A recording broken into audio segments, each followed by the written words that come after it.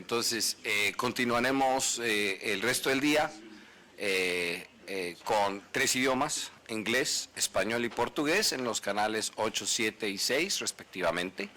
Y bueno, el equipo de técnico de conferencias de la organización hará lo posible para componer este desperfecto en la hora del almuerzo.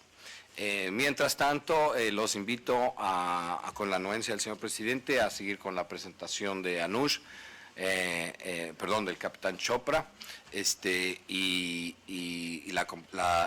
terminar la presentación de RISE. Nuevamente, a nombre de la organización, les ofrezco una disculpa por esta falla técnica que hemos tenido. Anush, si fueras tan amable. Mr. President, the CIP Secretariat, His Excellencies, ladies and gentlemen, respected delegates. It's a privilege and honor to address you today. First and foremost, we are indeed honored and privileged to be partnered with Carbon War Room. We are so happy that they chose us to take our data and use it to save the environment. So we are really honored. It's a privilege. Just to give you a quick rundown what RightShip is, very quick one. We are an independent company, Houston, Melbourne, and London. So we are globally covering all the time zones. 230 customers.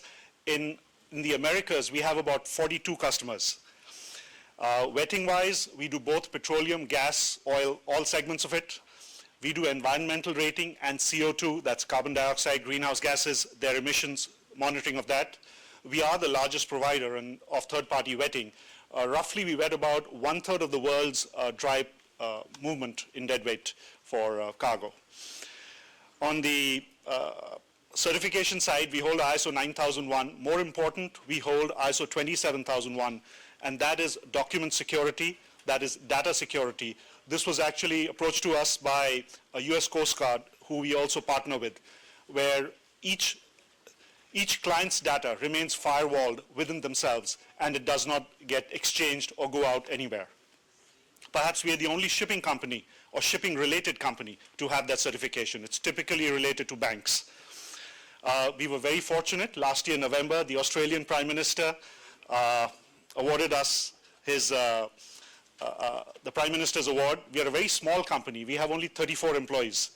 So we actually went to the event thinking we would have a good dinner, and we were surprised and overjoyed to get that award.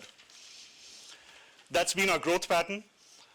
We have, like I mentioned, about 2.95 billion deadweight we wetted last year. Just in numbers to give you, about 34,000 wets, so 34,000 vessel movements went through our system. What do we bring to the table? We give you a total cost of risk. It's an enterprise-wide tool. It's empirically validated, meaning the we've had the Australian universities validate our algorithm. We've had backrun the data over the last 10 years to see whether the algorithm stood true the test of time. So it works both ways. It's simple. It's available to you 24 hours. And most important, there's a full audit trail. After logging into the system, every key we press on the keyboard is recorded so that it can be recalled. It's completely transparent. That's the famous A to G rating. This is how each ship appears on the system.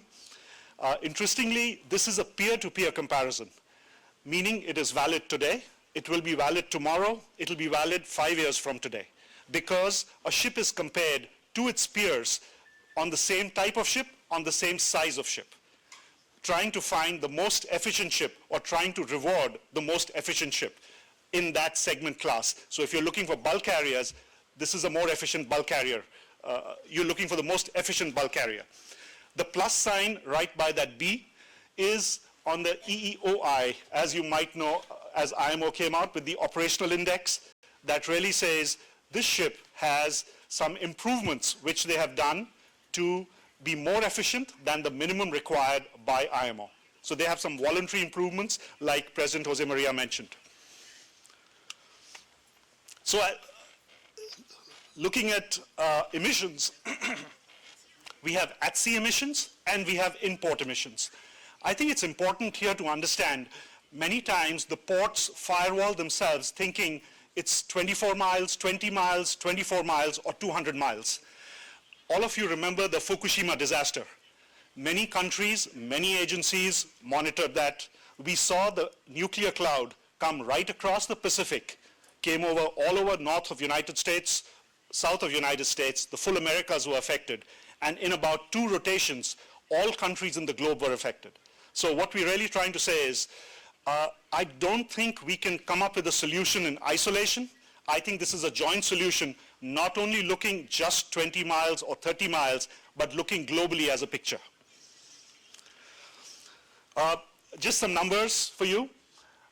We have 26 customers who have voluntarily adopted this. Just to give you numbers again, 1.8 billion tons of cargo moves where environment or the greenhouse gas emission of a ship is a factor in deciding which ship gets the charter. That's very important. What does it do? It reduces your shipping costs. As was explained, we saw the amount of $370,000 saved on one voyage from Tubarão to China on a Cape-sized bulk carrier. That's the workhorse of the bulk market. Enhanced reputation. Companies put it on their website. Supports sustainability. It supports all of us. It supports our support, where all of you come from, all our countries, all the population behind. That's where it comes from. Just to give you what's happening in the world today, there are many countries, many ports, which have already adopted this. In the Americas, we already have Port Metro Vancouver. They adopted it about 3 years ago. We've had Port Prince Rupert, who have adopted it from 1st of January. And this is just one of the options which they have taken. Of course, there are other ports looking at it, Seattle, Los Angeles, New York, and many other ports. Going to Europe, in Europe, it is very popular. They have another index there called ESI, where we also work with them. And most of the Western European ports and going south are partners to this. So it's a global movement. Everybody acknowledges it, that more efficient ships need to be rewarded. This is Port Metro Vancouver, their program. This is how they do it, where fortunately, RightShip is just one of them which does this. And the discounts there, they give them in port dues. This is Port Prince Rupert. They give a smaller discount. Port Prince Rupert, if you're not aware, is a smaller port. And just as in numbers, for the first 6 months this year, they've given only about $47,000 in benefits. What we're really trying to say is there's no one size fits all. You decide the size, you decide what incentive you want to give to a ship which is more efficient, which is coming to your shores. The media loves this. The world loves this. All our supporters, all the populations, if you see in the world press, it was very well reported when both these ports came out of it. We did this study for one of the Canadian ports recently, just to give a benchmark. And we do this, we offer this to all of you for all your ports. It's an open offer, there are no strings attached. We give you the greenhouse gas emissions, what your ships emit during that 12-month period of time, where you decide the time frame. So if you're looking for, this was for 2012, 2013 comparison, and it gives you A to G rating for one of the Canadian ports, which we did a study for them. It's a comparative study. It's free. It's free, most important. It's free of cost, there are no strings. This is the process. How does the process work? If you're willing and capable, we would be delighted to come to you, make a joint presentation with the Carbon War Room and RightShip. We'll do a data modeling, taking your data if you provide us all the IMO numbers of the ships which come to your port. And we will do the modeling and come back to you with a report, laying it down exactly what your demographic is, what type of ships are coming. Then we can help you decide what incentives you would like to give, various incentives which sit around the globe today. And together you can decide how a public relation plan, how you want to introduce this to your population. Remember, the world population is watching today, and it's the actions we take to make the world more sustainable makes all the difference.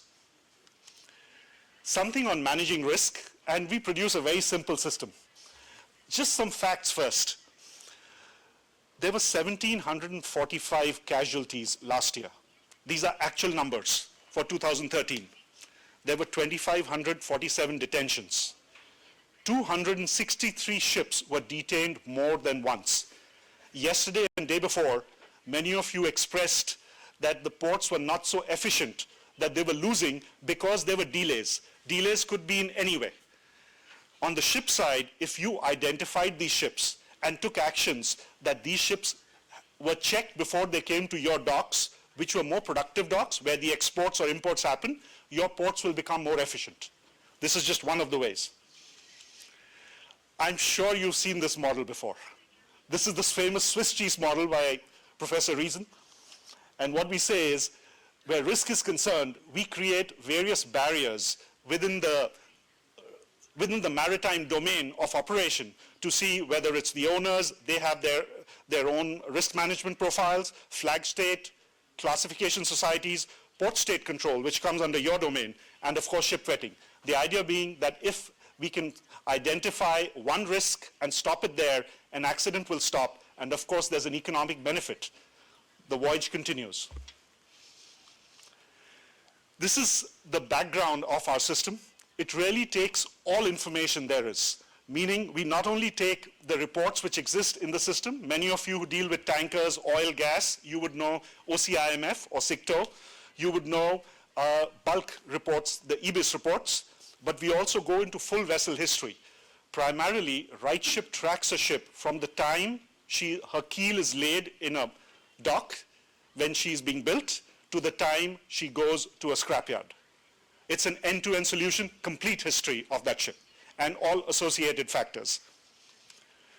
5-star rating, it's a very easy rating. 1 star, don't touch. 2 star, be careful. 3, 4, 5, as it gets more green, you're good. These are actual numbers which we ran on for 2010 on all the ships for over 2,000 deadweight. What we're really trying to say is the 1-star and 2-star ship had an accident ratio of over 51%. 51% of the accidents which happened during that year were attributed to these 1-star and 2-star ships. And as we went down, this was a verification of our algorithm. As we went to the other side, to more greener, more efficient ships, the ratios came down. More important, when we vetted the ships, out of the 34,000 like we mentioned for last year, the ratios went down even more dramatically. And that's really the unsystemic risk which we are trying to cover for you.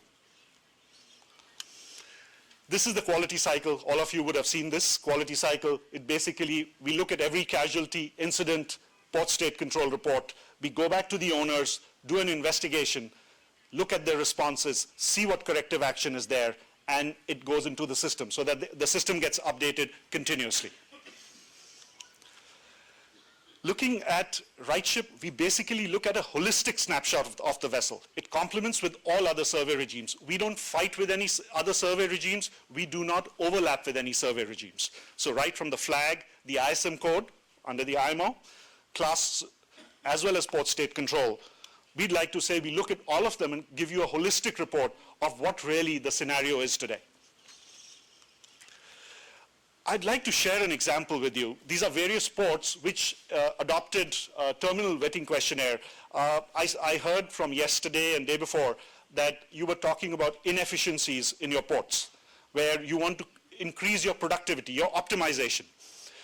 You must have heard of Port Hedland in Australia. It's one of the largest iron ore exporting ports in the world. However, the jetties are fixed, the loaders are fixed at 10,000 tons per hour, 4 loaders. So how do they increase their throughput? They came to us with data for 5 years and said, analyze the data and tell us what can we do better so that considering the same physical complaints, the port can work better, can optimize better, can export more. After running all the data, we came up with a simple solution, and you will laugh at this. We found that for every year of experience of the captain of the ship's berthing turnaround time, when she came to the dock till the time she started loading, that time reduced by 29 minutes. This is actual numbers, hard numbers on hard data. We verified it. And this existed for master's experience between 0 to 3 years.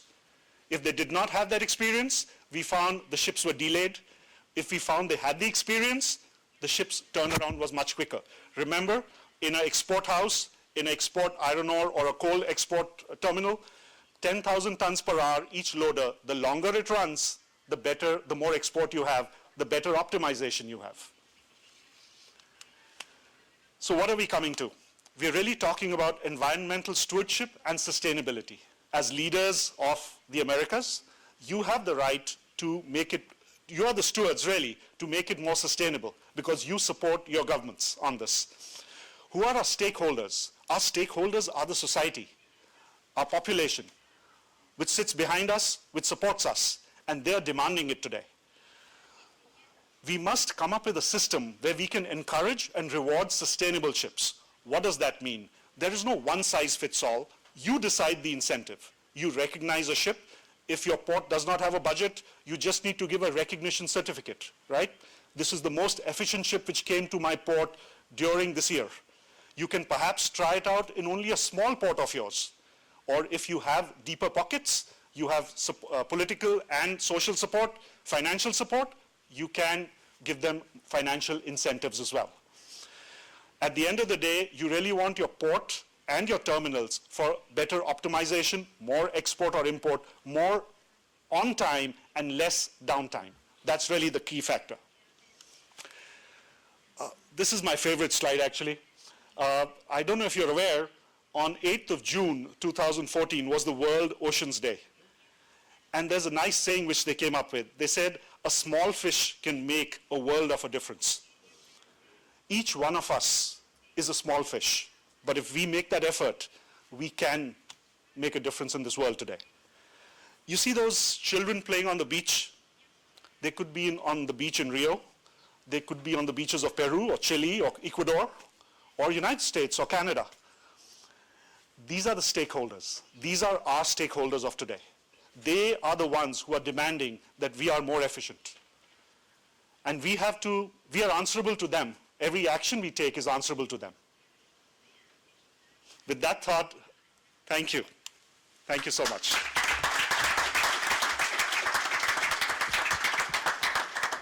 I'm sorry, I wanted to add just one small factor. I think you would have seen on your table a small plastic, I put this. This is the only marketing thing which we produce, and if you open it, you'll see there's a microfiber cloth inside. We believe that if you use that cloth to clean your glasses, you'll see a little better. You'll see the environment a little better. We'll have a healthier life tomorrow. Thank you.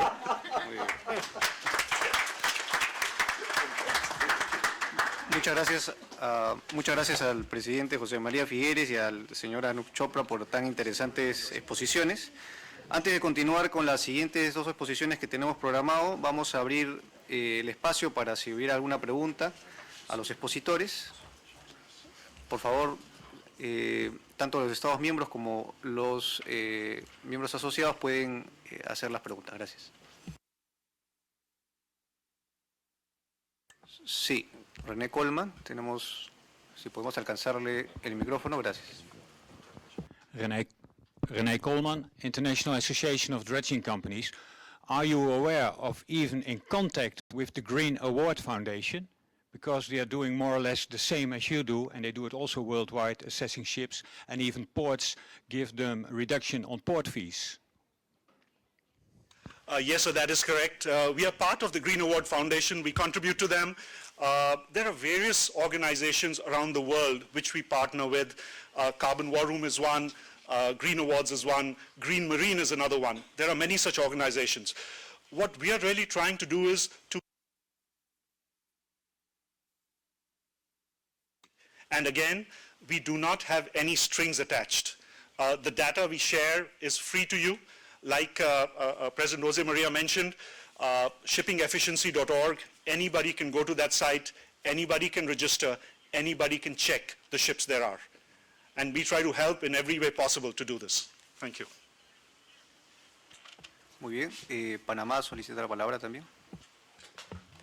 Sí, muy buenos días a todos. Primero, felicitar a los ponentes, me ha parecido excelente, interesante y aparte de eso, un tema de actualidad ligado al tema del cambio climático.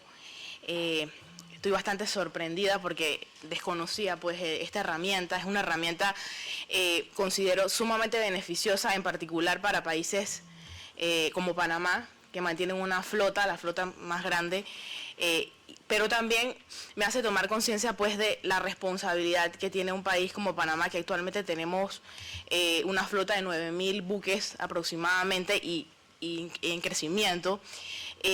Y obviamente es un tema pues que se ha ventilado a nivel de administración, de una responsabilidad y obviamente de una presión que hay sobre Panamá con respecto a estas medidas. Entonces considero pues la herramienta muy útil, pero también no sé si alguno de ustedes me podría solucionar esta inquietud. En particular mencionaron el tema de la industria. La industria realmente se encuentra preparada en particular con la demanda, no solo del tema del combustible, los proveedores de fuel oil, sino también lo que establece actualmente la Organización Marítima Internacional de que los buques tengan a bordo el equipo, obviamente, que permita reducir la eficiencia energética de los gases de efecto invernadero. Entonces me preocupa porque es un tema pues que a nivel internacional se ha estado ventilando. Tenemos nosotros como Autoridad Marítima de Panamá tenemos una presión encima. Sabemos la responsabilidad y obviamente es un tema que tiene varios aspectos económicos, aspectos políticos y con otras connotaciones, y obviamente la parte ambiental, que es la parte que se quiere rescatar, pero sí igualmente la capacidad de la industria de que toda esta flota se le instale todo este equipo. O sea, es un tema que hemos estado tratando de analizar, profundizar, porque al final vamos a tener que tomar una decisión como Estado. Pero me parece que quiero de todo destacar es la herramienta. La herramienta es una herramienta sumamente beneficiosa para los países con registros tan grandes. Muchas gracias. Muchísimas gracias por sus observaciones. Y comprendo perfectamente no sé si la palabra correcta es presión, pero comprendo la presión con que se siente Panamá ante esto. Una manera muy bonita, pienso yo, de quitarse esa presión de encima sería si Panamá hace un anuncio que a partir de tal fecha va a darle alguna prioridad en el pase por el canal a las embarcaciones más eficientes, ¿verdad? Entonces usted manda una señal a futuro.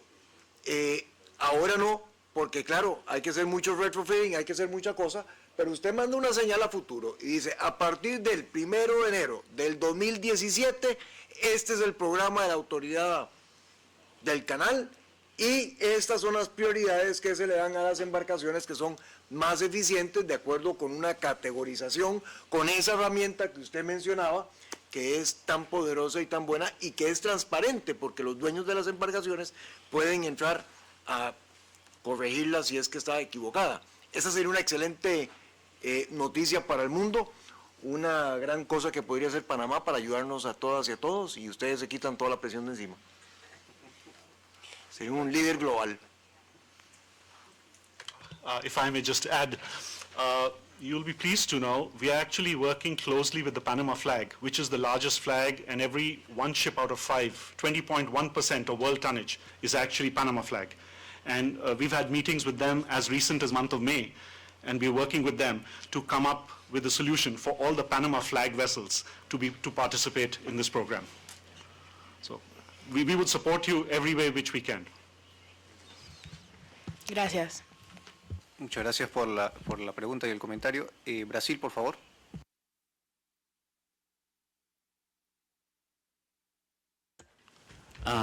Thank you very much, Mr. President, for the opportunity, and I'd like to congratulate the presentations which were made, actually very interesting and very up to date.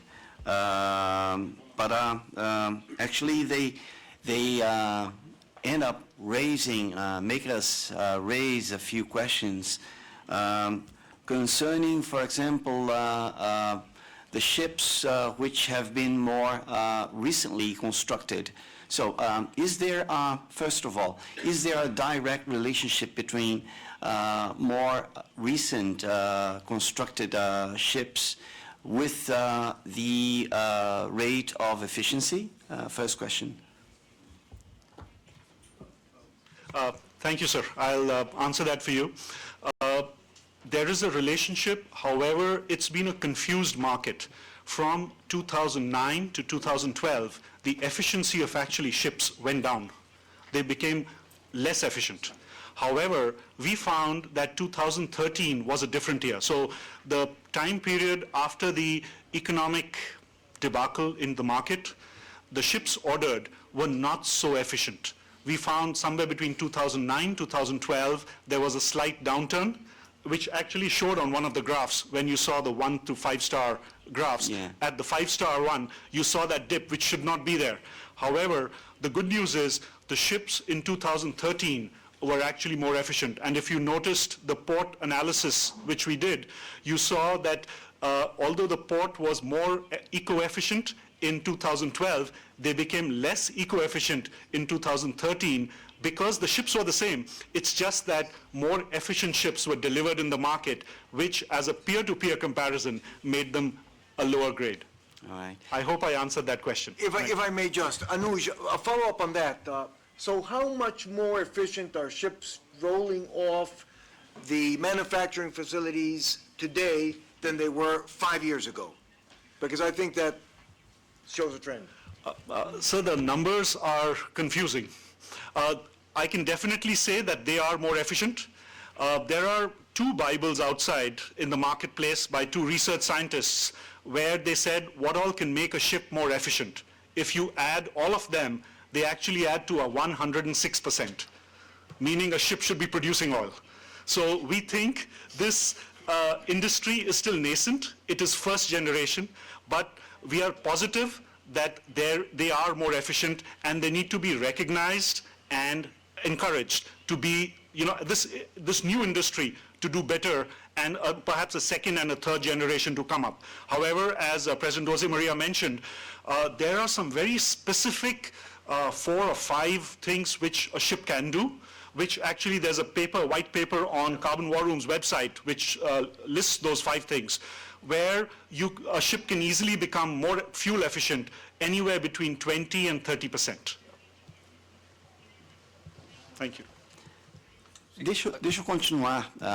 Me permitam falar em português, para dar até um pouco de continuidade à pergunta que estava relacionada.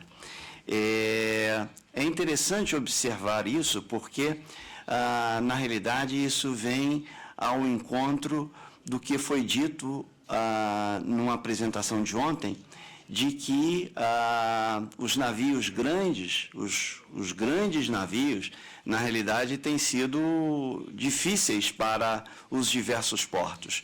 Não só porque eles têm que se adaptar cada vez mais, os terminais têm que se tornar cada vez maiores para poder receber esses navios de grande tamanho, mas também, na mesma linha que vocês acabaram de dizer, os navios maiores não estão sendo tão eficientes como deveriam e que nós imaginaríamos que eles deveriam ser, né? Podemos até pensar nos chamados Triple E ships, que na realidade tem um tamanho grande para container, mas pelo que vocês acabaram de dizer, não sei se o Triple E se seria classificado na linha que vocês falaram, mas pelo menos dá a entender que eles não têm essa eficiência toda que se fala. Esse é um primeiro ponto. O segundo ponto interessante é que esse tipo de posicionamento em cada porto nosso, normalmente eles dependem muito mais das companhias de navegação. Na realidade, os portos dependem muito mais das companhias de navegação do que o oposto, né? O que vocês colocaram logo no início e que eu acharia muito interessante, e nós conversamos anteriormente sobre uma possível visita sua ao Brasil para que pudéssemos conversar sobre isso, seria interessante se pudéssemos fazer uma análise desse processo para vermos o que seria interessante para o Brasil e para determinados portos, para que determinados navios mais eficientes viessem ao nosso país, e não uma dependência mais em função das linhas de navegação, e sim, ao contrário, os portos mais identificando as linhas de navegação que seriam mais atraentes para o país. Thank you, sir. Thank you very much. Great question, and I've been personally involved with the VLOCs you're mentioning. The big ships you're mentioning, I've had the privilege of actually boarding some of them, visiting some of them, and in my previous working life before RightShip, I was actually operating those ships. So I know exactly where you're coming from on the big ships. It's a difficult scenario. What I think as regulators around this table, if you set the field out where you encourage sustainable shipping, all the private companies will take that as a signal and work towards it. There are many companies who are working towards it. There are many Brazilian companies who are looking at this very closely and making an effort to be more efficient.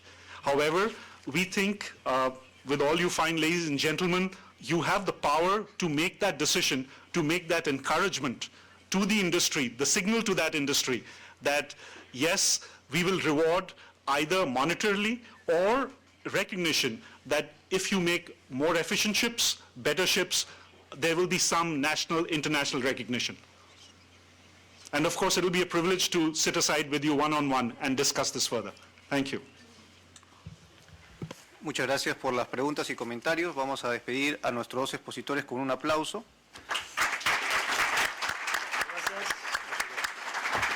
Y recibimos con el mismo interés las siguientes dos exposiciones. Hasta luego, presidente.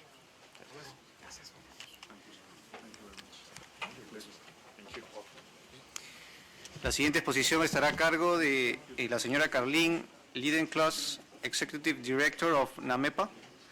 Por favor, le agradeceríamos pasar adelante. Muchas gracias.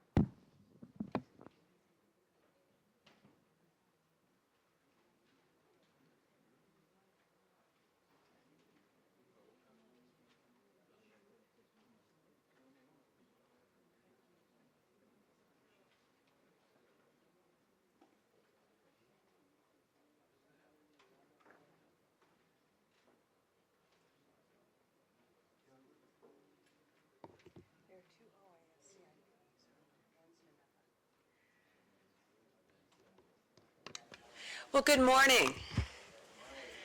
While we're loading up my presentation for NAMEPA, because you're so lucky you get to hear me this afternoon as well as this morning, I thought I would take a little bit of time to introduce myself and also explain the elephant in the room is what's wrong with your arm. I'm Carlene Liedenklas. I'm co-founder and executive director of the North American Marine Environment Protection Association, which we founded almost 7 years ago. And we're part of an international group of MEPAs, Marine Environment Protection Associations. It started 32 years ago in Greece. A Greek ship owner named George Pilavanos felt that the Greek shipping community needed to do more about marine environment protection.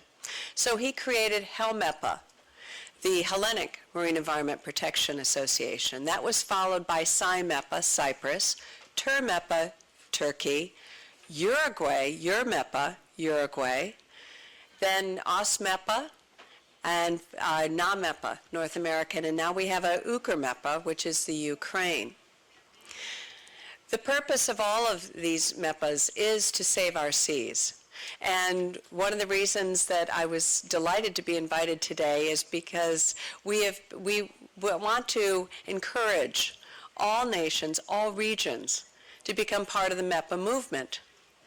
I'm delighted that we were invited today, but I want to thank Jorge Duran for his vision about how the OAS CIP can work collaboratively to save our seas. And I'm hoping that NAMEPA can do its part and help show the possibilities and give you an idea of what we're doing. I'm going to switch to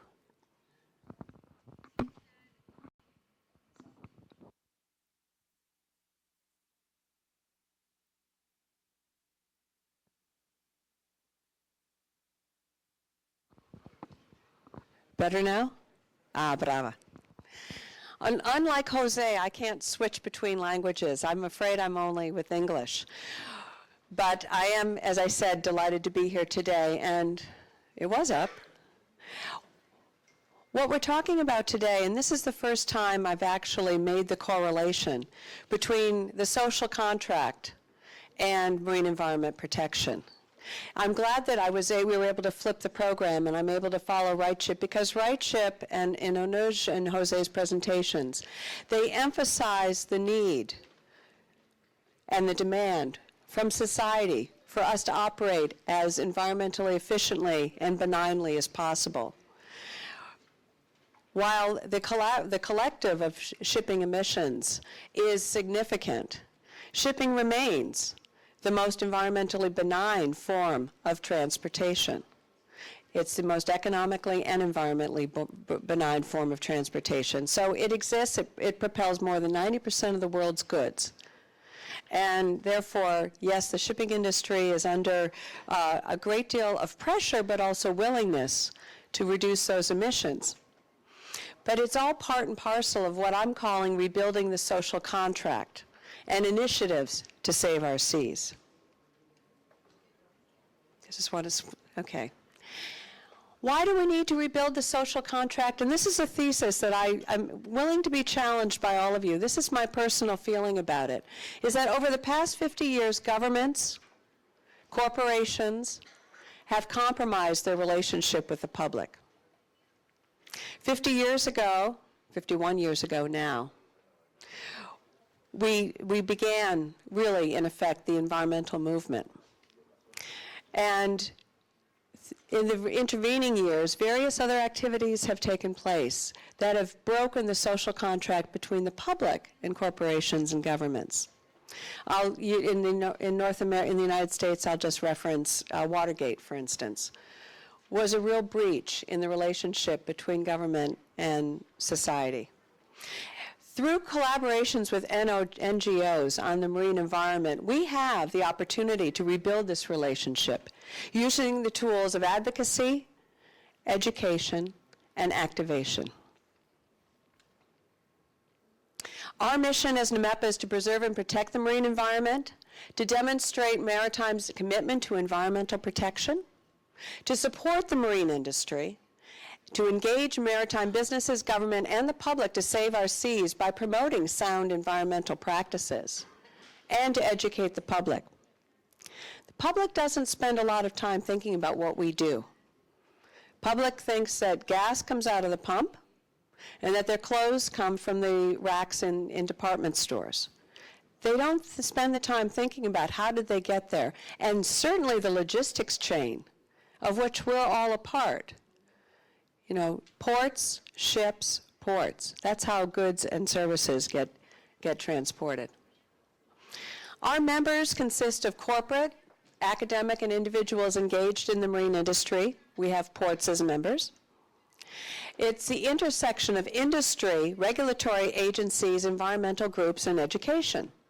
And we have both international and domestic members, sponsors, and partners.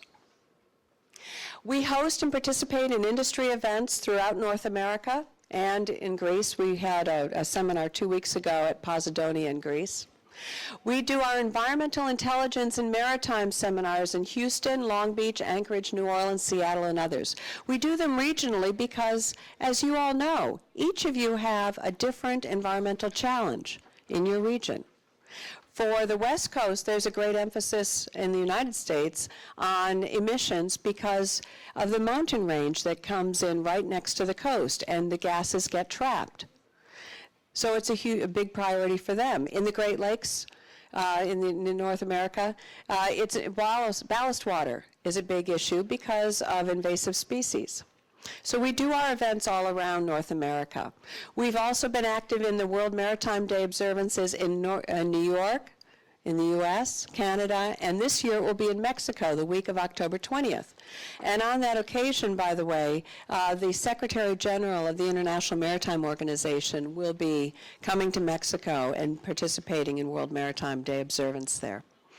We exhibit at conferences like the Connecticut Maritime Association Conference and Exhibition, and we also work with shipping and offshore social responsibility fora.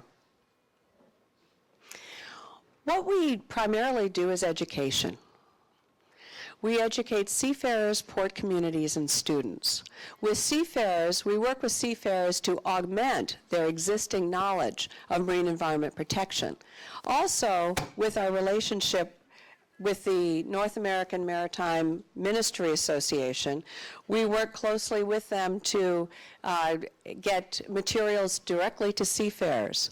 We distributed 12,000 copies of the American Club's Environmental Crimes poster, which basically says if you put oil in the water, you go to jail. And we've developed our MARPOL Marine Science Handbook. We're very proud of this because according to the International Maritime Organization, it's the first time that you have the MARPOL regulations along with marine science, along with the impacts on the marine environment. And this was developed specifically to demonstrate that correlation, and according to the IMO, we're the first ones to have done it. With port communities, we distribute our materials on marine debris, and we've distributed over almost 200,000 copies of our marine debris poster, and I'm really excited that through our relationship with CIP, we now have it in Spanish.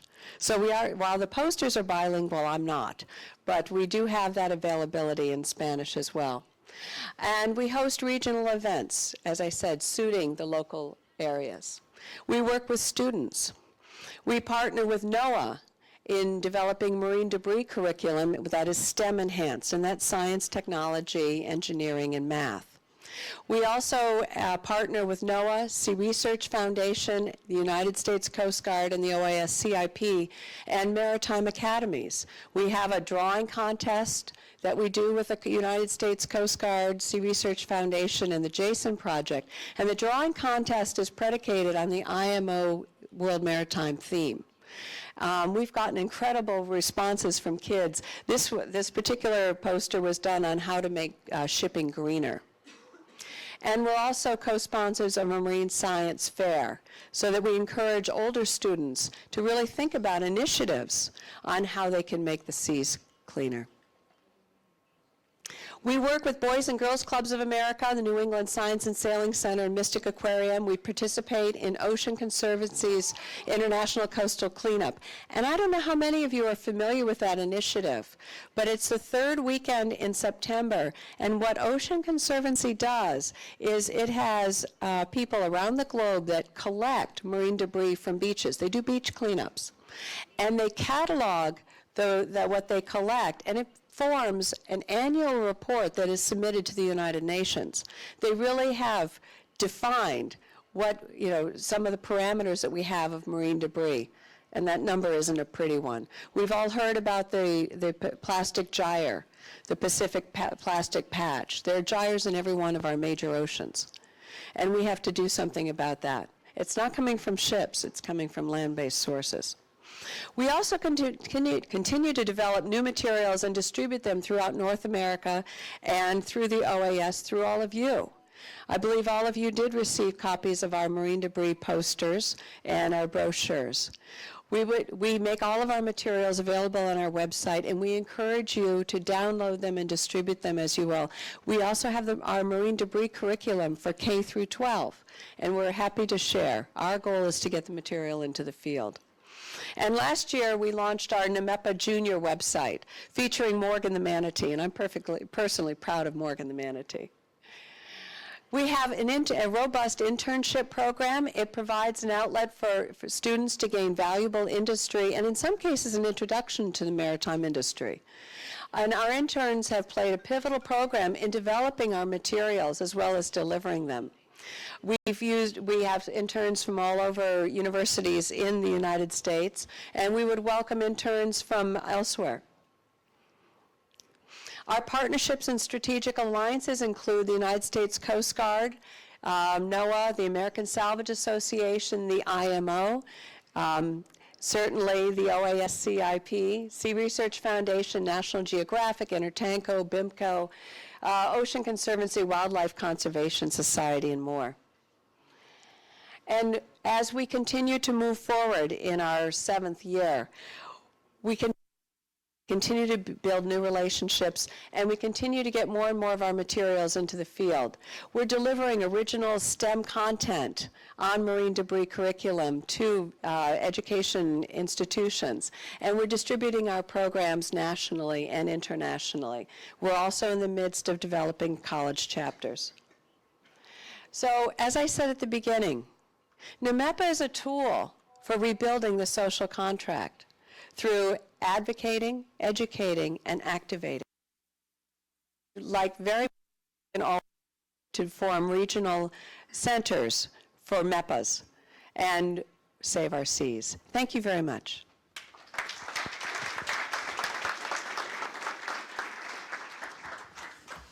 Muchas gracias a Carlín por la presentación que nos da cuenta de todos los avances importantes y las actividades que viene realizando NAMEPA. Le pedimos por favor que si nos puede acompañar en la mesa para después absorber alguna pregunta. I'm not hearing anything. Sorry. If you can stay with us in the in order to. I was hoping for some translations. Muy bien, vamos a. It is now, thank you. Sí, vamos a darle la palabra al señor René Coleman, Secretary General of IADC. Por favor.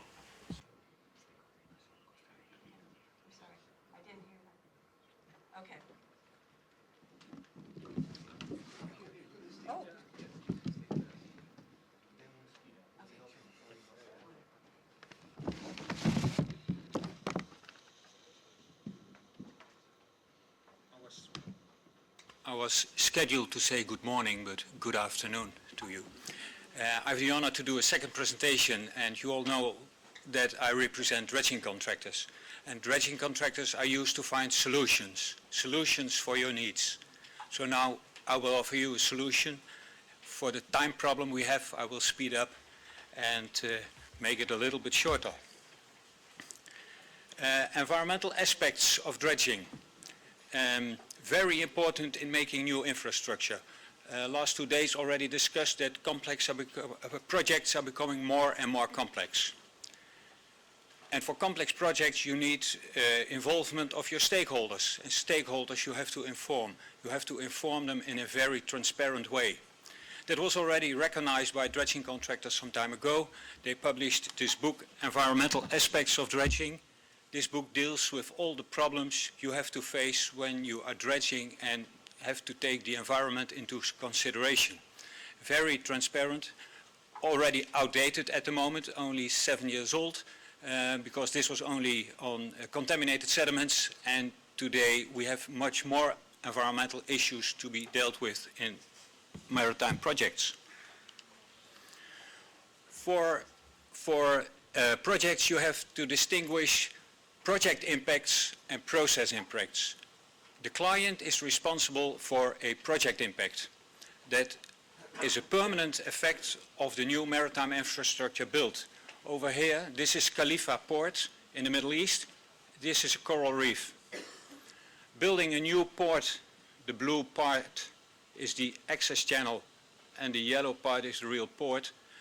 They built the port 4 kilometers out of the shoreline, not to disturb the coral reef located over there, and also not to disturb the water intake of an electricity plant. It's your responsibility as a client, and you have to take them in consideration very early, because then you can take mitigating measures.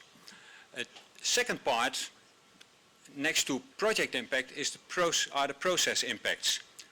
That are the impacts caused by the dredging company who is doing the work. And that's related to the equipment he's using, the number of equipments he's using, the way he's doing all the work. Is there auxiliary equipment necessary? Dredging causes turbidity, of course, and when the turbidity has a too high level, it can devastate coral reefs, seagrasses, etc. But you can prevent from that. And if you know early in advance what equipment you're using, and you know early in advance the way of working, the procedures in the project, you can prevent from a lot of these impacts. So very important to recognize the difference between project impacts and process impacts. I said already devastation of coral reef. Anybody knows what this is? This is the spawning of coral. One of the management practices you can use in your project is just not dredge at the moment that the coral is spawning, because it will devastate the production cycle of coral if you are going to dredge at the moment that the coral is spawning. So prevent from that. It's a very simple method. Monitoring. Monitoring is also very important, and not only monitoring during the execution, but first you have to set a baseline. What are the relevant values prior to your project, just in regular circumstances? First, you have to know these before you can refer to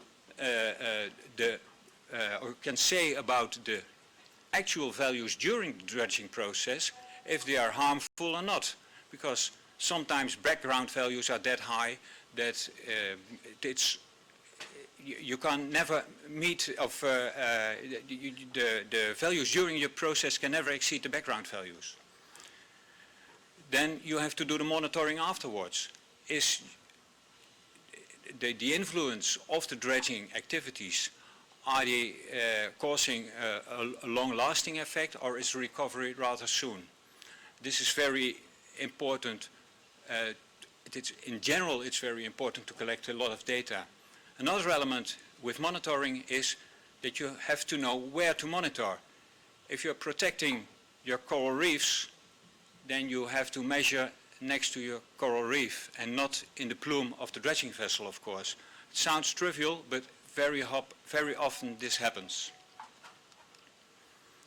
Predictive models. The use of predictive models can give you a solution for the choice which mitigating measures you have to make. This is what you see over here is the result of a predictive model. You see over here what is predicted as being the plume. Over here you see reality. The plume is just going between the two islands. So this can solve, this gives you an indication of the impacts of your dredging process. And we believe this will have a big future. That this will give us a lot of opportunities to prevent from the impacts of dredging. Another thing we expect that gives us a lot of possibilities, I discussed that already on Wednesday, is early contractor involvement, because you bring a lot of knowledge into your project. A third element, I want to elaborate a little bit more on that, and that's definitely important, is the building with nature concept. I put booklets of this concept on the table of the representative of the countries. For the backbenchers who didn't get such a booklet, they're still available on the left side of the room, just for the entrance door or exit door. But building with nature, first we were building in nature. We were making hard maritime infrastructure, dikes, levees, whatever. We thought that has a lot of impact on nature and we should prevent from that. So we took nature from the very first moment into consideration, and that delivered huge environmental impact assessments. Sorry, that was the wrong button. This is, no. This is all, excuse me, this is, and I should speed up. This is the contrary. Yeah, over here, now it will come. This is 1 meter of paper, the environmental impact assessment of the port extension of Rotterdam. That was the result of taking nature into consideration from the very early moment. They thought we should do it in a different way, and the dredging contractors initiated the building with nature concept, the same as working with nature of PIANC or engineering with nature of the Corps of Engineers, the US Corps of Engineers. So I want to elaborate on a few results of this research project. Building with nature is a research project of 30 million euros, initiated or said by the dredging contractors.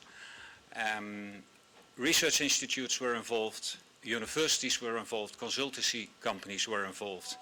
And they thought about possibilities to do research projects to let nature working for you.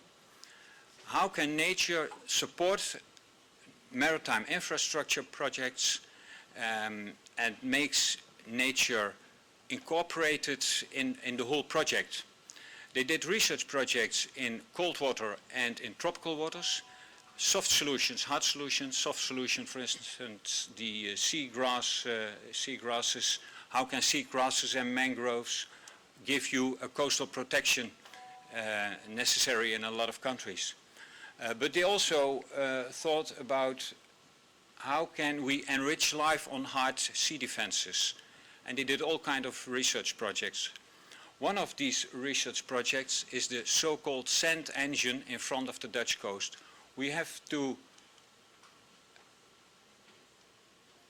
this is the sand engine. We have to replenish the Dutch beaches every 4 or 5 years with a few million of cubic meters of sand. Every time we disturb the bentos in the seabed, but also the bentos on the beaches. So we thought we should do that in a different way. In first instance, we made a replenishment on the beaches, and then we thought we make foreshore replenishments. But still we did it every 4 or 5 years, and still we were disturbing the bentos. To find a solution for that, we made an artificial peninsula to the coast, shaped in a way that current, waves, littoral drift, should take care for a continuous dissemination of the sand along the shore. With that, bentos was only disturbed during the construction of the peninsula, and after that there was no disturbance anymore. And at the same time, it should provide room for recreation, should provide a new area for new flora and also for new fauna. Mammals were now lying on the beaches of this artificial peninsula. In total it was 20 million of cubic meters of sand, compared with the 4 or 5 million normally used to. And the measurement was 2 kilometers in width and 1 kilometer into the sea. The lake you see should become a freshwater lake during the whole period of the project. Still a lot of monitoring going on at this moment because it's now constructed. I will show you some pictures and the way it developed in the recent 2 years. Still research, a lot of research has been done in the post-construction project, and researchers come from all over the world. Within a few months, a scientist of the University of Miami will come with a drone and to look how different currents will mix together and what we conclude from that. But we still have to look for how is flora developing, how is fauna developing, will the shape, the predicted shape of this sand engine, will it develop over time as we expect to. This is the prediction of how it will develop over time. Within 20 years' time, we will have just a flat shoreline again with a small lake. This was the prediction, but will it become reality? This was the initial shape of the sand engine.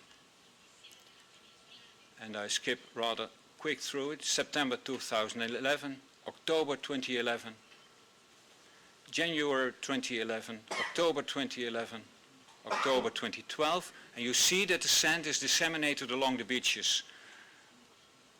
This is becoming more or less a dangerous spot because with tidal effects you have high currents when it's low tide, and that causes some problems.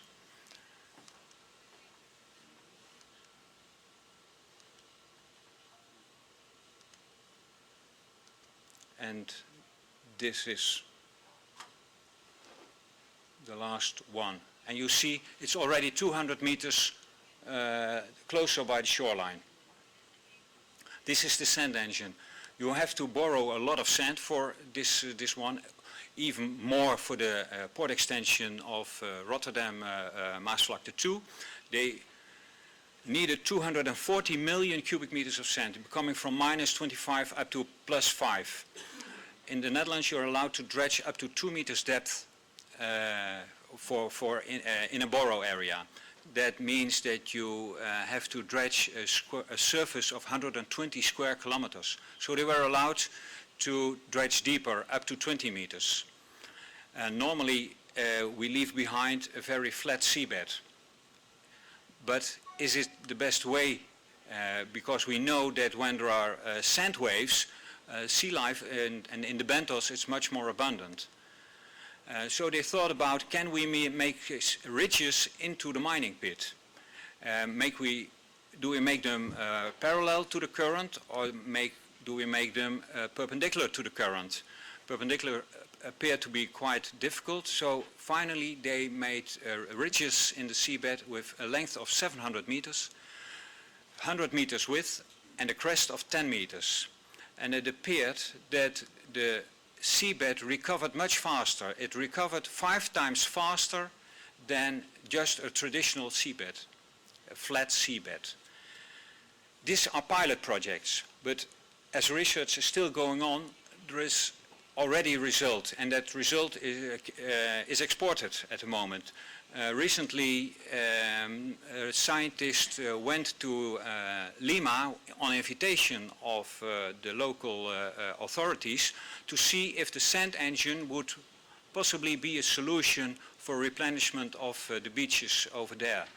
So all these pilot projects, they really work and can offer you a solution, a sustainable solution for making new maritime infrastructures. It's just up to the clients, to the port authorities, to invite the people who have some knowledge about this and to think about how to develop these kind of projects. These projects are described in the booklet Building with Nature. As I told, I brought some copies with me, the Spanish version and also the English version.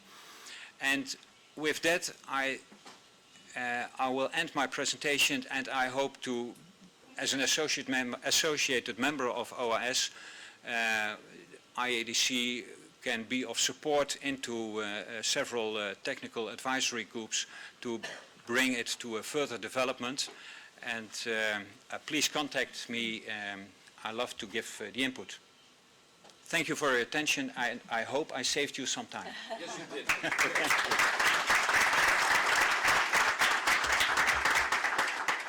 Muchas gracias. Antes de pasar al siguiente tema, tenemos un par de minutos si hubiera alguna breve consulta de la sala. Of course, I've got the mic.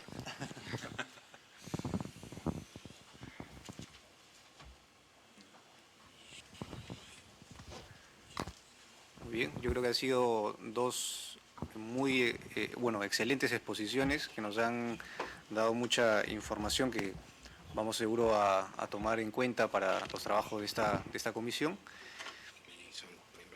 Sí, así es. Y como bien me recuerda la Secretaría, son miembros asociados que nos están dando los contactos y que están justamente a las órdenes pues, de los Estados miembros para alguna consulta adicional que quieran hacer posteriormente. Bueno, agradecemos entonces a los dos expositores, los despedimos con un aplauso, por favor, y pasamos rápidamente al siguiente punto, que es el panel de protección y seguridad portuaria. Con la venia de la delegación de Estados Unidos vamos a hacer un pequeño cambio por motivo de agenda de uno de los expositores. En este momento vamos a cederle la palabra al almirante Bento Costa Lima Leite de Albuquerque Jr., director general de la Junta Interamericana de Defensa, que nos va a hacer una exposición. Muchas gracias.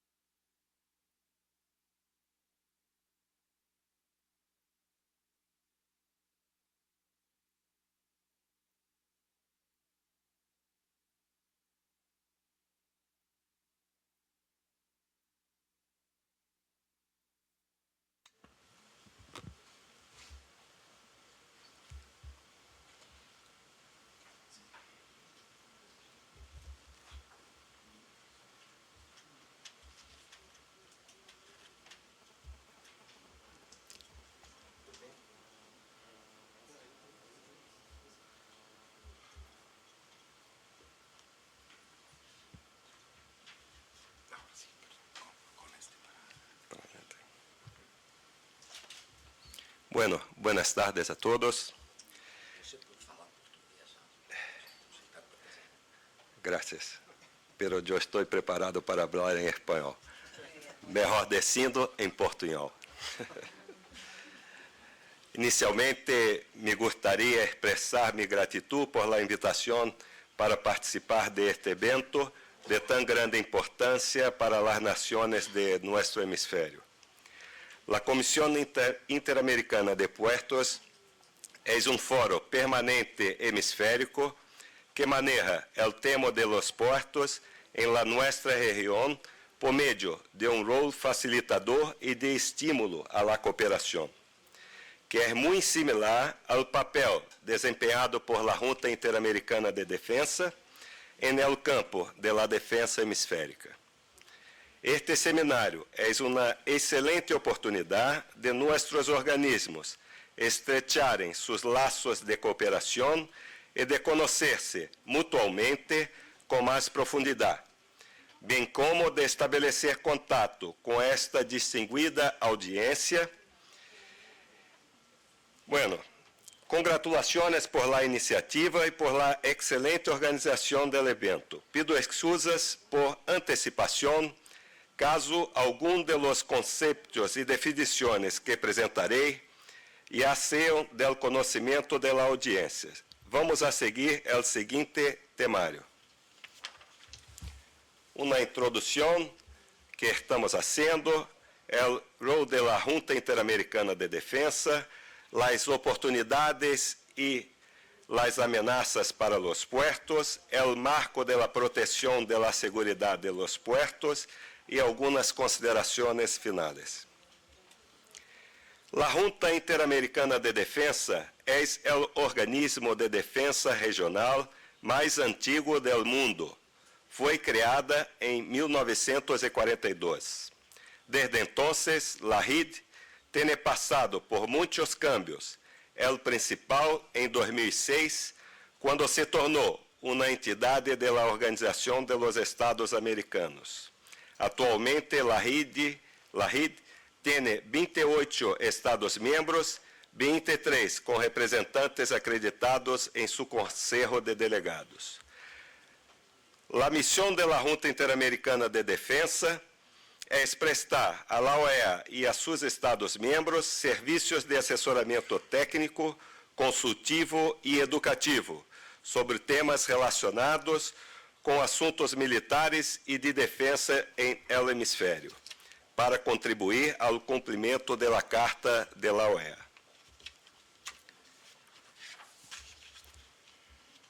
Para cumprir su papel, em estreita cooperação com outros organismos afines, la RIDE actualmente desenvolve as seguintes atividades: oferta, por meio do Colégio Interamericano de Defensa, a los oficiales militares e civiles de los Estados-membros de la OEA, de cursos acadêmicos avançados em assuntos militares e de defesa, e disciplinas relacionadas ao sistema interamericano.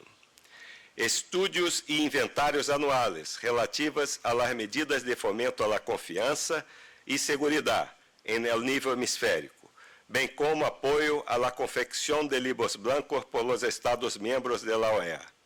Trabalho que estamos desenvolvendo atualmente em conjunto com Haití. Organização e realização em 2013, prevista para outubro de 2014, de, respectivamente, as primeiras e segunda conferências interamericanas de logística, com enfoque em la assistência em caso de desastres naturais e operações de assistências humanitárias. Organização e realização, em abril de 2014, do seminário Participação das Forças Armadas em Atividades de Seguridade Pública e Desenvolvimento, e do simpósio de Gestão e Destruição de Armas e Arsenales em Mau Estado.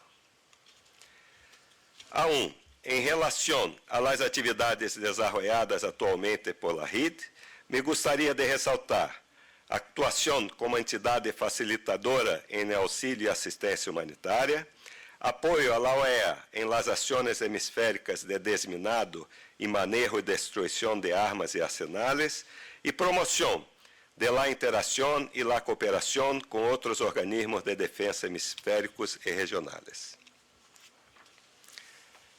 Em relação à última atividade apresentada, que eu considero personalmente a mais importante, podemos visualizar em essa pantalla que a Junta Interamericana de Defensa atua em la cooperação e la interação com a OEA, em particular com a Comissão de Seguridade Hemisférica, braço político em assuntos de defesa, e com a Secretaria de Seguridade Multidimensional, organismo técnico da OEA.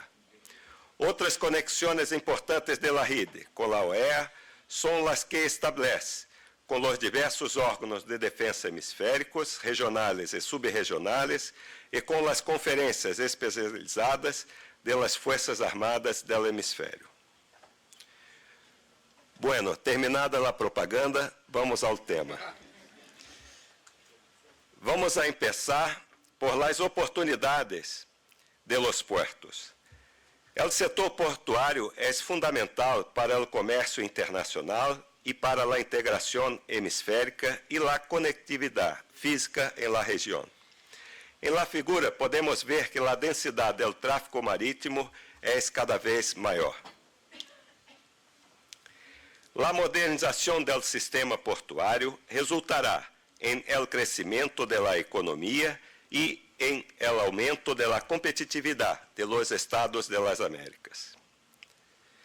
É importante notar que a expansão do Canal de Panamá proporcionará novas oportunidades de desenvolvimento para as Américas, pero também o desafio de perfeccionar nossas capacidades de recursos humanos, tecnológicos e de infraestrutura em nossos portos. Os estados do hemisfério têm potencial e veem esse continente como uma zona de paz, prosperidade e cooperação. Sin embargo, ao mesmo tempo, nosso hemisfério está sujeito a las crescentes ameaças de caráter multidimensional, muitas de ellas afetando diretamente a segurança e a proteção de los puertos, e solamente podem ser enfrentadas con la unión de esfuerzos por medio de la cooperación y el intercambio de información en todos los niveles. Las principales amenazas en la actualidad para los puertos son el tráfico de drogas, el tráfico de armas y de municiones, la trata de personas, las pandemias, el terrorismo y otras. Uno de los principales desafíos actuales a la seguridad y a la protección de los puertos son los contenedores. Se estima que 500 millones de contenedores son movidos en el mundo por año. 9 millones de contenedores entran y salen de los principales puertos a cada año, que representam casi 90% del comercio global en toneladas. Menos de 2% son físicamente inspecionados. En essa pantalla, com dados da Força Tarefa Combinada Interagência Sur, JITF South, podemos visualizar os principais fluxos de cocaína em el hemisfério. Hablaremos agora sobre o marco da proteção e segurança de los puertos. Como é do conhecimento de todos, a Organização Marítima Internacional é a agência especializada das Nações Unidas com a responsabilidade por la segurança e proteção do transporte marítimo e da contaminação marítima. Uma emenda à la Convenção Internacional por Seguridade de la Vida en el Mar, SOLAS, define os estándares internacionais para a proteção de los navios e as áreas de puertos de las quales operam en el International Ship and Port Facility Security, ISPS Code, conhecido em espanhol por Código de Proteção de Buques e Instalações Portuárias. Este código requer que todos os puertos e navios sometidos a ele tomem as medidas de proteção apropriadas, em acordo com um marco estandarizado de avaliação de riscos. Mencionamos anteriormente a ameaça crescente que está relacionada aos contenedores.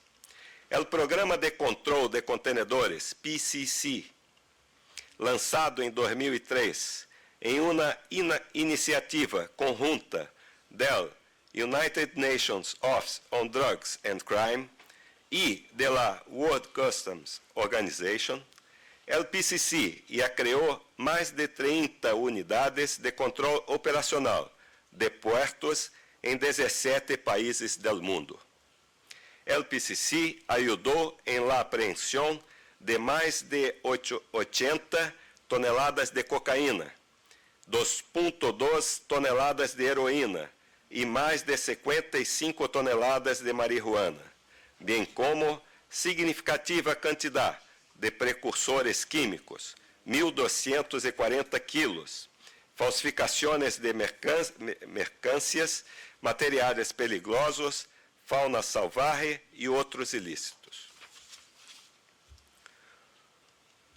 Exemplo recente de apreensão de larga quantidade de cocaína em contenedores ocorreu em março deste ano, em el Puerto de Santos, em Brasil.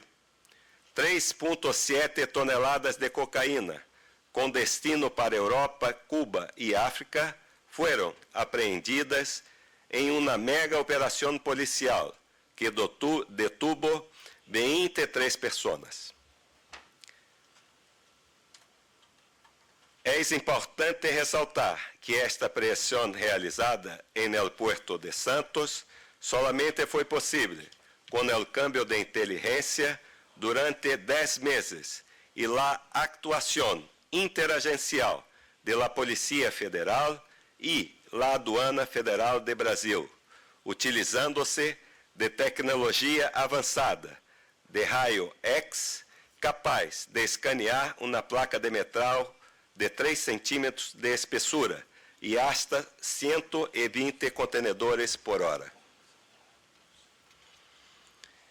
Ao hablar de la protección y seguridad de los puertos en el nivel hemisférico, nos gustaría de resaltar alguns pontos de la Declaración de Cartagena durante el 8º encuentro de la Comisión Interamericana de Puertos, em setembro del año pasado, em Colômbia, que aproxima os interesses de nossas organizações.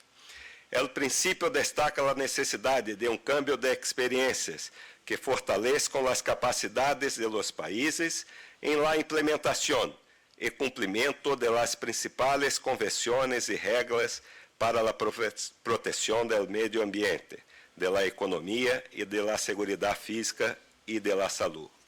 O segundo ponto, promover a implementação de sistema de detecção de lavado de dinheiro e financiamento do terrorismo em los setores portuários de cada Estado-membro. Por fim, destaca ponto da Declaração de Cartagena, que mostra como a Secretaria de la RID e a Secretaria de la CIP desenvolvem papéis similares em suas áreas de interesse. Instruir a Secretaria a continuar em seu rol como facilitadora do diálogo e da cooperação hemisférica em sua área de actuação. As oportunidades de desenvolvimento econômico de nosso hemisfério estão muito conectadas com nossa capacidade de modernizar e perfeccionar os puertos da região, em especial quanto a sua proteção e sua segurança. No setor portuário, as ameaças multidimensionais exigem respostas que integrem os esforços estatais, de las organizações e organismos internacionais e do setor privado. Finalizando, a RIDE sostém que para hemisfério mais seguro é essencial a cooperação entre os Estados e a ação em conformidade com os preceitos legais. Os organismos e fóruns hemisféricos e regionais devem conhecer e compreender o papel de cada um e cambiar as informações que são fundamentais para o interesse comum. Assim, terminamos nossa apresentação, esperando haver transmitido na noção general do papel desempenhado por la Junta Interamericana de Defensa en el contexto hemisférico, bem como uma percepção de las preocupações atuales em relação à proteção e à segurança de los puertos de las Américas. Muchas gracias por la atenção dispensada.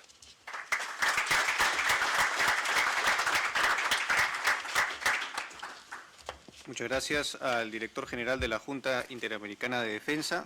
Tenemos un par de minutos si alguien tuviera una breve pregunta. Por si hubiera alguna pregunta de alguna delegación.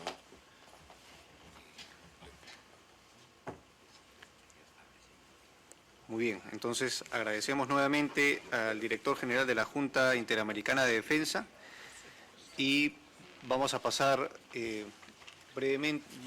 rápidamente a la presentación del informe del CTC sobre protección y seguridad portuaria, para lo cual le vamos a otorgar la palabra al señor Andrew Baskin, especialista del Office of International Activities, U.S. Department of Transportation, Maritime Administration.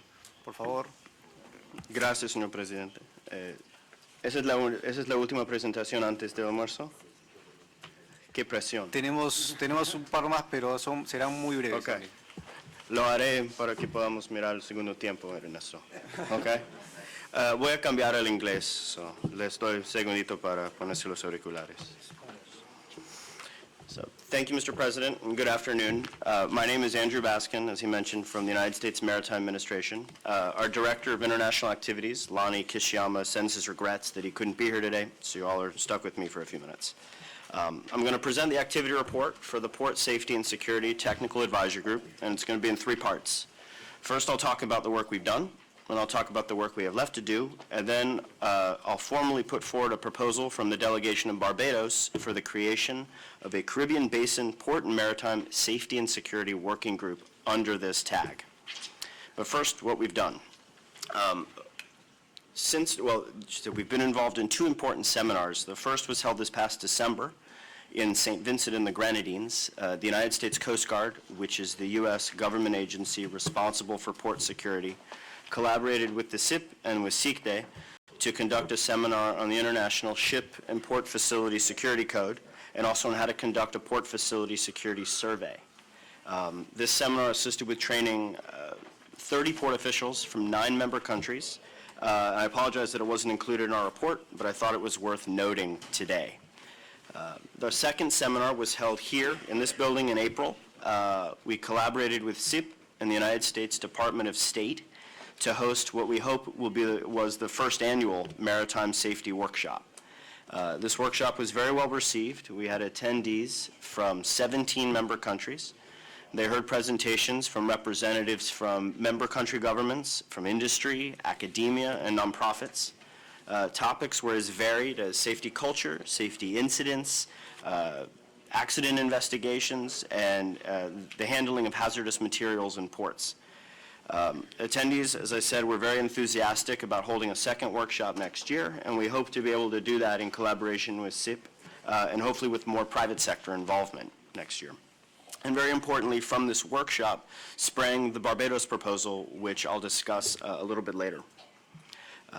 Finally, we've also begun working with the CIP and the website management company that formerly administered our TAGS website. We've been working with them on the technical and administrative tasks involved in restarting the website, and we hope to have that up and running soon.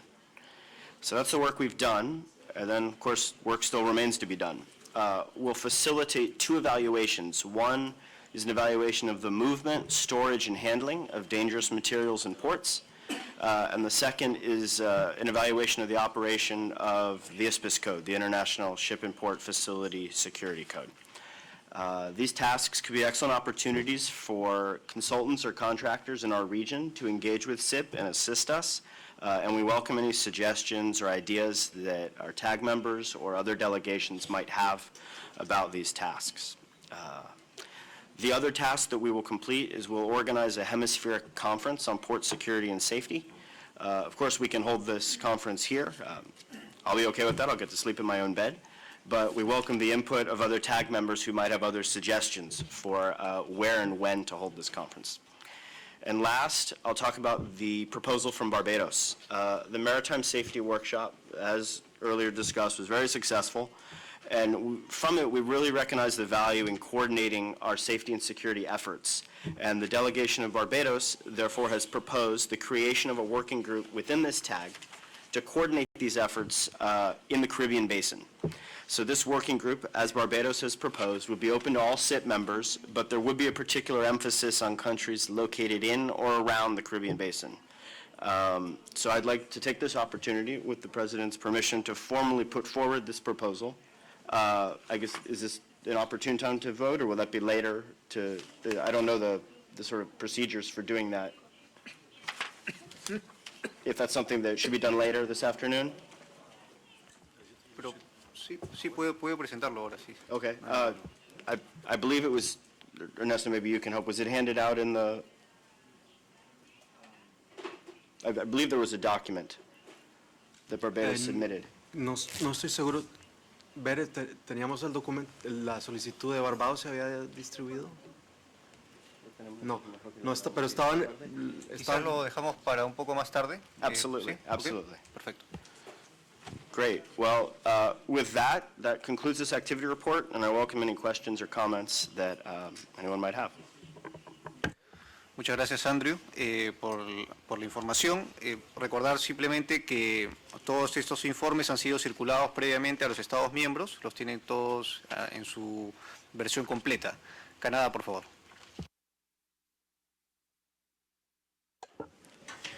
Yes, Canada just has one issue, concern, point perhaps, regarding adding this working group. It's a great idea. Just one concern that there may be a duplication of effort with CICTE's efforts or possibly CICAD's efforts. So perhaps just adding that to the end of the paragraph within the resolution to just make sure that the efforts are synergistic and not duplicative. Nos parece muy oportuna la sugerencia de Canadá. Estados Unidos también notó asentimiento y me parece que eso podríamos incluirlo en la versión final, ¿no?, del documento. Si no hay mayores comentarios, estaríamos dando por aprobado el informe. Aprobado.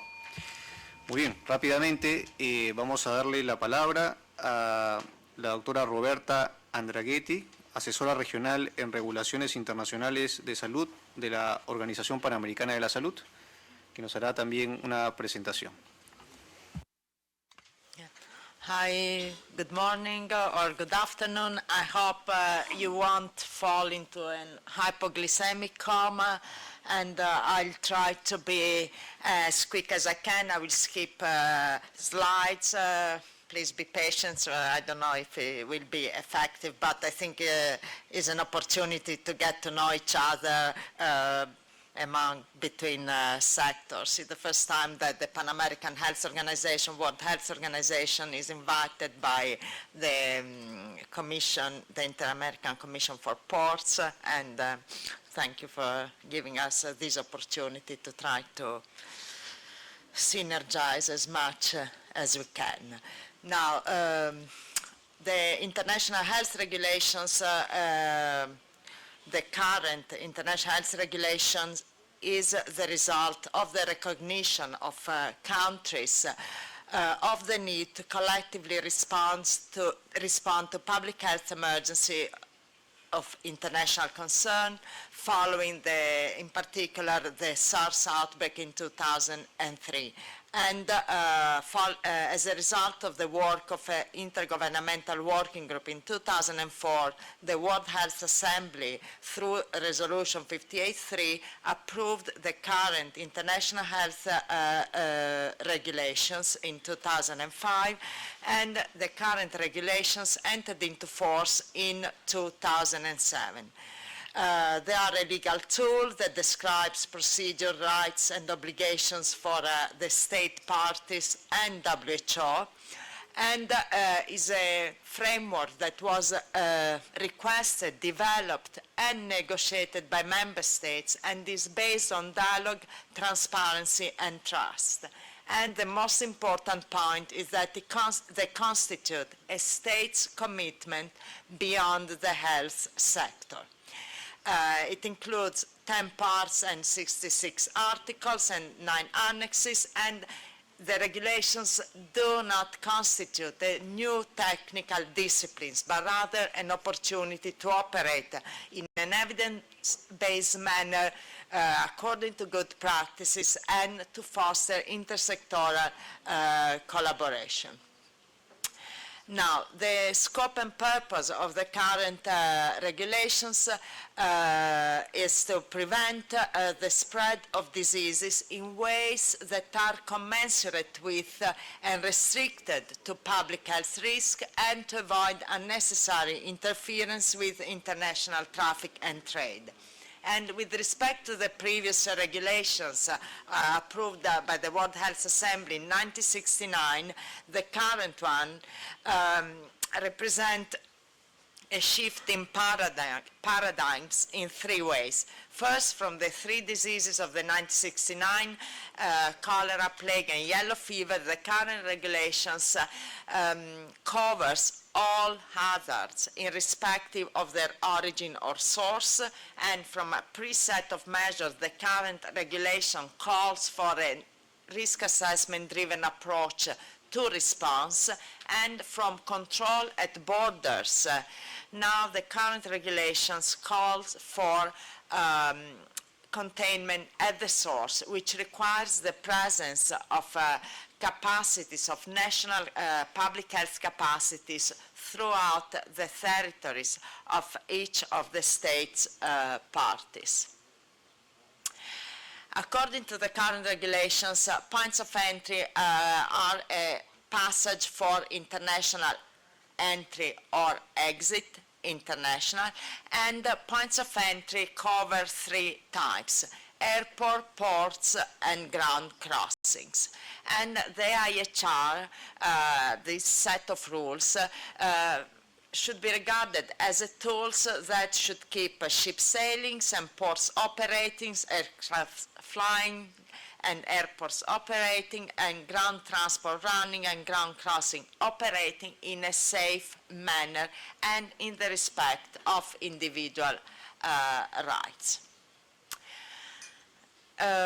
The provisions related to points of entry span throughout the text of the regulations, and through this graph I tried to classify the different categories of provisions. There are provisions that covers, that concern all points of entry, and these provisions, regarding these provisions, I would like to point out the role of competent authorities that should be identified by the government for each of the points of entry, and competent authorities responsible for the implementation of public health measures that should have a very, very close and functional relationship with any other sector that is operating within the points of entry.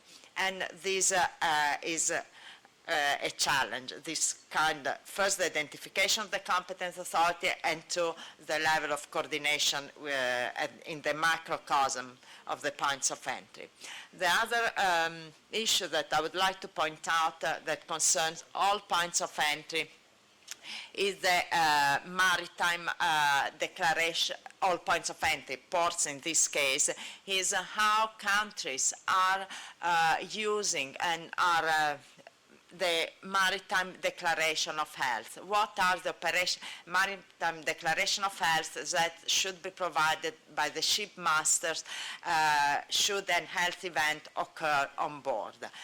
What are the operational arrangement for national authorities? How is this Maritime Declaration of Health used to control the potential spread of a risk?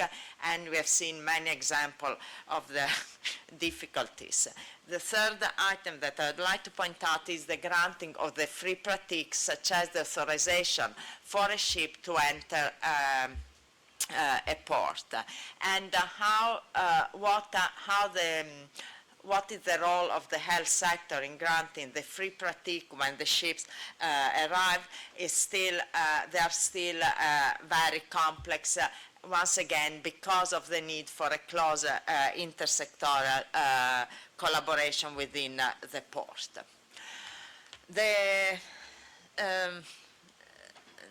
Now I'll move to the next category of the next category of provisions regarding points of entry, which are the provisions regarding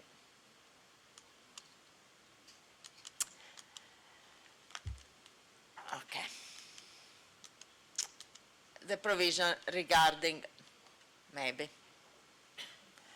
authorized ports. Authorized ports, which are the ports authorized by a member state to issue the ships and sanitation certificates. Ship sanitation certificates that have replaced the derating certificates, and ship sanitation certificates that embrace a large number of disciplines to be issued, and certificates that are issued to prevent that or to control risk presence, public health risks that may be present on board. And the ship sanitation certificates, the issuance of the ship sanitation certificates also requires the ability by competent authorities to implement control measures. And once again, control measures that may require intersectoral interactions. The ship sanitation certificates have a validity of 6 months. Their validity can be extended up to 1 month, and the list of the port authorized to issue the certificate is constantly updated on the WHO on the WHO public website. And in the Americas, we have 484 authorized ports, authorized by 27 states parties, 27 countries. In these slides are summarized the WHO documents, guidance documents for the issuance of the ship sanitation certificates, and there is also an online training site that can be used by professionals for learning or improving the approach to the issuance of the ship sanitation certificates. The third category of provisions regarding points of entry is the subset of provisions related to the designated points of entry. Designated points of entry to acquire core capacities. Core capacities that should have been present by June 2012, but state countries through specific provisions of the HR offer themselves the opportunity to extend these deadlines up to 4 years for establishing the core capacities at designated point of entries. Now, in 2012, we had 6 of the 35 countries in the Americas that had the capacities in place. And these 6 countries that had the capacities in place included designated points of entry were Canada, US, Costa Rica, Brazil, Colombia, and Chile. And in 2012, we had 31 countries that designated 64 ports to acquire the core capacities. Now, in 2014, after this first 2 years extension for acquiring the core capacity, countries have communicated their status again. And we have an additional 7 countries that have attained the core capacities, including at designated points of entry, and we have 22 countries in the regions that have requested an additional 2-year extension until 2016 to establish these core capacities, including at designated points of entry. In these slides and the following one is the summary of the core capacities that should be present at the designated points of entry, core capacities that should be present at all times for the assessment, the medical assessment of individuals, transports, referral of sick people, and capacity for vector control and to ensure a safe environment in the points of entry. There is also another subset of capacities that should be present at designated point of entries, and these are the capacities related to the response to public health emergencies of international concern. And I think that the critical item in this subset is the development, the elaboration of contingency plans at the points of entry. Contingency plans that requires an intersectoral collaboration and also including the security sector, because we had a few experiences in certain airports in particular where the interface between health and security was not as smooth as it should have been, and this we have seen it through simulation exercises. Regarding the status of this core capacity at designated points of entry, overall the IHR identifies 13 core capacities. The one at points of entry are the one in the circle, and they are expressed in percentage. according to a very complicated algorithm. But you can see that according to this graph that summarizes the reports of countries over the past 4 years to the World Health Assembly, all the capacities have improved across the region, and but still the capacities at points, the status of the capacity at designated points of entry is lagging behind most of the others. And there is a certain degree of dishomogeneity across the different sub-regions, with North America so with the highest level of capacities attained, and with the South America with the lowest, with the 56%. These data are the one of the reports to the last World Health Assembly in May 2014. Then the last category of provisions related to points of entry refers to the voluntary certification of designated airports and ports.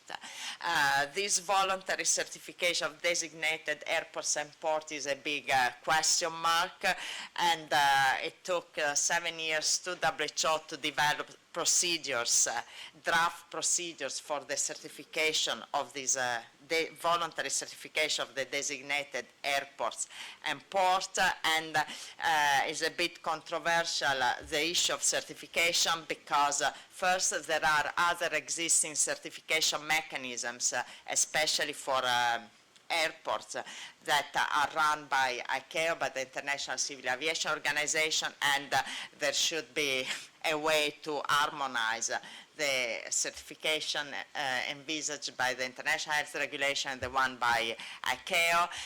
Is also controversial, the notion of certification in terms of what are the expected benefit of such an application of and now there is the draft procedures have been distributed to member states for their input. The deadline for submitting their comments is the 11th of July, and the health sectors was invited to convene all the other sectors concerned to discuss these procedures. And I'm inviting you as well, when you go back, if you have some sort of interest in this thing, please approach your national IHR focal point in the Ministry of Health to have a say, to be able to provide your contribution to this draft. The deadline is the 11th of July for submitting the comments.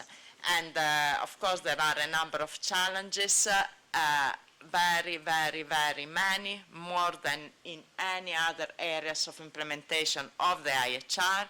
Then I would say, because of time, I would skip the challenges. There are very many, but you have the presentation. Thank you for your attention.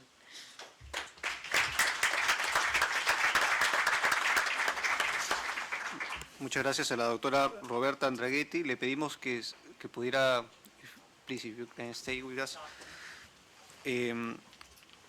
por la presentación y por ajustarnos al tiempo. Vamos a darle la palabra a Stéphane Dubois, jefe del Departamento de Consultorías Internacionales y Capacitación de la Autoridad del Puerto de La Havre de Francia.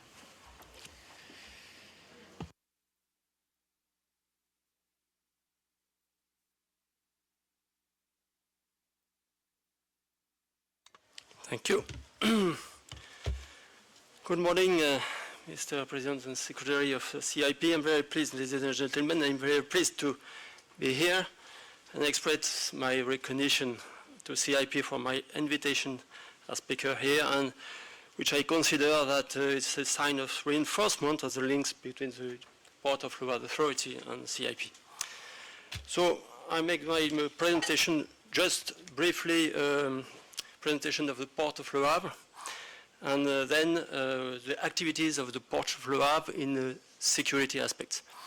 I'll be very, I hope, quick in my presentation, because everybody, I think, is tired now at this time and hungry. So, I think this one. Yes, Le Havre is located 200 kilometers northwest from Paris, on the Channel, what the English people call the Channel. It's used to say that Le Havre is the gateway of Europe because it's on the ship route coming into Europe. It's the first port in the route of the ships, and when the ship coming out from the main port of Europe, it's the last port on the route of ships. Our Port of Le Havre deal with mainly with the containers, 2.3 million TEUs in 2013, and is a French port for container traffic with more than 60%.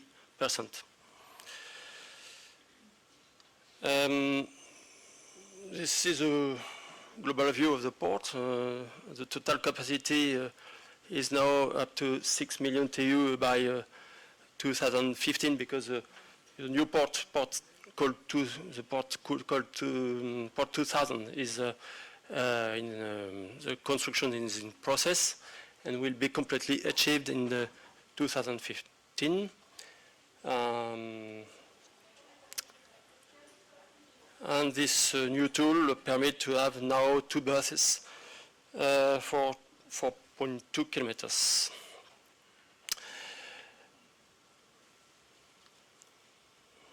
It is a very dense port area, as you can see, and more than 30,000 jobs are linked to the port activity. As an idea, you have here the Paris Intramuros area compared to this port area.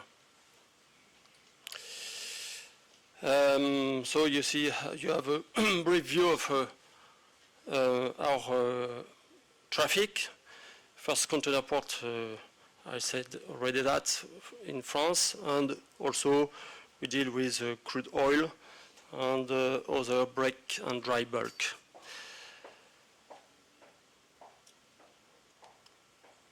This is a port area, 27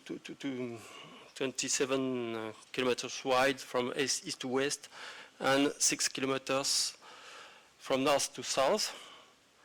And it's international maritime connections with all continents and the connection with 2 international ports as Roissy-Charles de Gaulle and Orly, railroad and river services and combined transport saving for the European West. And we recently, we are going on process to the construction of a multimodal terminal which permit to optimize the merchandise flows. And it's a project of 140 million euro. Okay, so this activity, of course, means that we have a real preoccupation with security, and it's a compulsory element for us. Of course, as every port now, we are ISPS. We are in the ISPS compliance. But in an operational point of view, we have to deal with all the problems that goods as objects of interest, strengthening of traceability and control steps. We have to make and to implement some voluntary standards. We think that is a very important operational view to go ahead from only the ISPS code items. So we developed our ISO 28000 certification because in this, in regard of this will to go ahead from the ISPS code, we wanted to deal with security, day-to-day aspects of security. And so we started in 2 or 3 years ago to implement the ISO 28000 standards. So the objectives are mainly determine and estimate the risks of the activity, prevent any weakness in the security process, make sure that to remain in compliance, of course, avec the security management and ISPS code, to involve all the stakeholders, sharing the port aspects, the corridor aspects, logistics aspects, and so on, secure all activity, and develop the competitiveness of the activities in compliance with their security level. So it is a commitment in a continuous improvement as what we call the Deming wheel. It's planification. The planification of the action, and then you have to, of course, to develop these actions, to check this action, and to control and to rectify the actions in a virtual cycle. So we got this certification in a few years ago now. It's for us a client request and recognition skill of the security management efficiency and commercial added value, and an attractive and differentiation factor.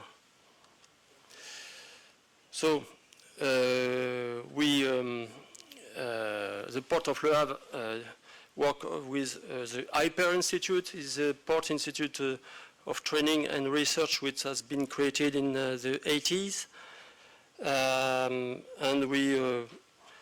we provide different seminars and also seminars on security aspects. So we have different training offers.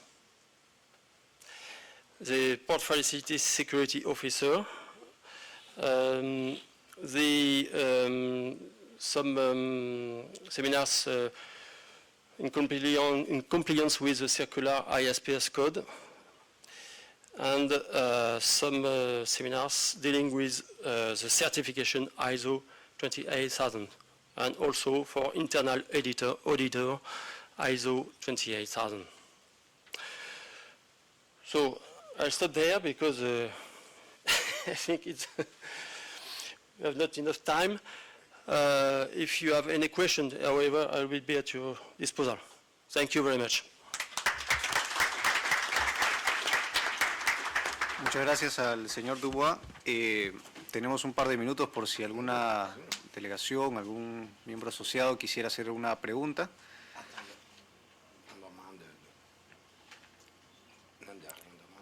Muy bien, entonces nuevamente reiterando nuestro agradecimiento a los dos expositores. Vamos a ir concluyendo, muchas gracias. Vamos a ir concluyendo la sesión de esta mañana.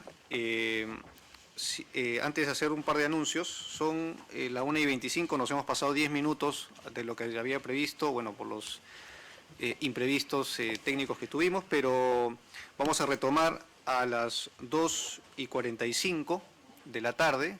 Vamos a tener esto para poder iniciar puntuales. Le rogaría que pudieran estar presentes.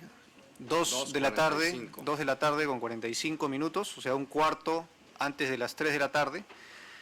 Quería anunciar, sí, que hemos recibido la información de que en el CTC de Turismo dos expositores que iban a hacer algunas presentaciones no van a poder asistir, pero tenemos sus presentaciones y las vamos a incluir en el USB que se va a repartir a todos al final de la reunión. Por lo cual eso nos va a permitir avanzar un poquito más rápido en la tarde y poder llegar a terminar a la hora prevista. Bueno, y simplemente también hacer el anuncio que los equipos de América siguen dando que hablar en el Mundial, por lo cual felicitamos a Costa Rica que le viene ganando 1-0 a Italia. Bueno, nos vemos en la tarde. Gracias.